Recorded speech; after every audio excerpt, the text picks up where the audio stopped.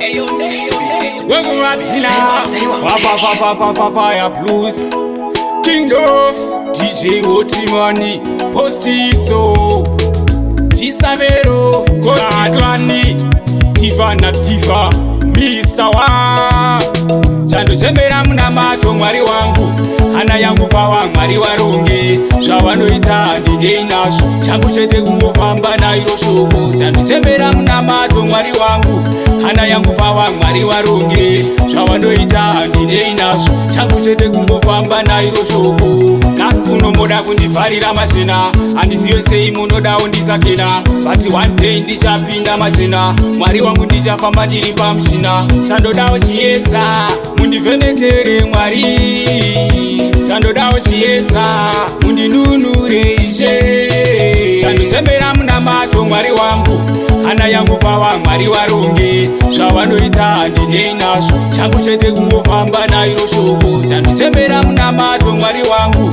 hana yangu pawa mwari waronge, zvavanoita ndinei nazvo, changu chete kungofamba nairo shoko. Pandoti ndofambamo ndinokoratsoka, munofara kundiona ndakabroka, nemuzita raMwari ndindotenda, zvaimbonditadzisa kufara zvichafura. Munhu wese anodawo kalife kari beta, hapana anogara achisvivira kutambura. Neniwo kalife kari beta, ewewo kalife kari beta. Chandochemera munamato mwari wangu, hana yangu pawa mwari waronge, zvavanoita ndinei nazvo, changu chete kungofamba nairo shoko. Chandochemera munamato mwari wangu, hana yangu pawa mwari waronge, zvavanoita ndinei nazvo, changu chete kungofamba nairo shoko. Nhasi kunomoda kundivharira machena, handizive sei munodawo ndisakena, but one day ndichapinda machena, mwari wangu ndichafamba ndiri pamushina. Chandodawo chiedza mundivhenekere mwari, chandodawo chiedza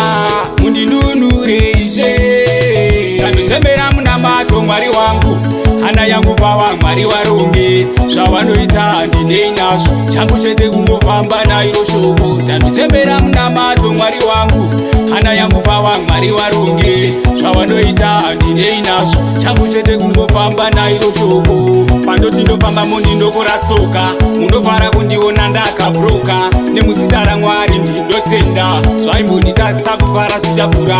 Munhu wese anodawo kalife kari beta, hapana anogara achisvivira kutambura. Neniwo kalife kari beta, ewewo kalife kari beta. Chandochemera munamato mwari wangu, hana yangu pawa mwari waronge, zvavanoita ndinei nazvo, changu chete kungofamba nairo shoko. Chandochemera munamato mwari wangu, hana yangu pawa mwari waronge, zvavanoita ndinei nazvo, changu chete kungofamba nairo shoko. Nhasi kunomoda kundivharira machena, handizive sei munodawo ndisakena, but one day ndichapinda machena, mwari wangu ndichafamba ndiri pamushina. Chandodawo chiedza mundivhenekere mwari, chandodawo chiedza mundinunure ishe.